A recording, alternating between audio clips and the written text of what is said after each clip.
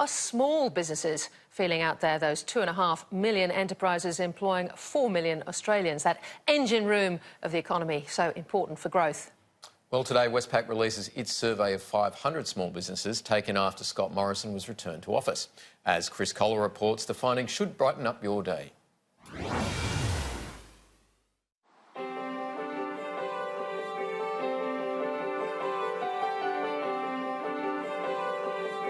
Small business confidence appears to be blooming once again. At the local to Drummoyne, you've also got the Generac Cordia Potted Orchid. Sarah Begnell opened the doors to the Village Florist here in Sydney's Inner West back in 2014. A small family business with one outside employee so far. Do you feel more comfortable and confident as a business owner now that the election's behind us? Yes, I do. I feel like ScoMo's got our back when it comes to wages on the weekends, particularly on penalty wages. It was going to be really, really difficult for me to continue to employ people for Sundays, particularly, because that's my one day off a week. So how do you feel about expanding the business with that in mind? Yeah, it's looking really good at the moment for expansion for us. Yeah, we're looking at secondary locations as we speak. 40 kilometres away, Nathan Wright's civil engineering business employs 27 full-time workers. But just like Sarah's florist, the biggest impact of the election is a new certainty that allows them to consider investment. And investing in new. So we probably would have made the decision to go more down the lines of second-hand equipment. But now we're investing into new. We feel more confident over the duration of the 5 years. This newfound confidence is backed up by the Westpac survey into small business, released today. You know, we saw in the lead into the election, confidence was really waning. We had seen a slowdown in the economy, the housing market and the consumer in particular, and there was a fair degree of nervousness around the federal election and uncertainty around what it might bring. All that looks to have now moved away.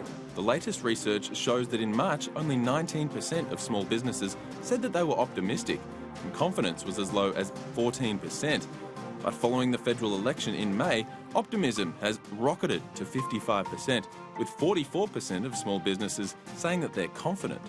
Wages growth around the country was a key election issue. In fact, it was meant to be a referendum on wages altogether. But the coalition was warning that some of Labor's policies could in effect cripple small business, put them off the idea of growth and more employment, and risk existing jobs too. And for some, that's big investment.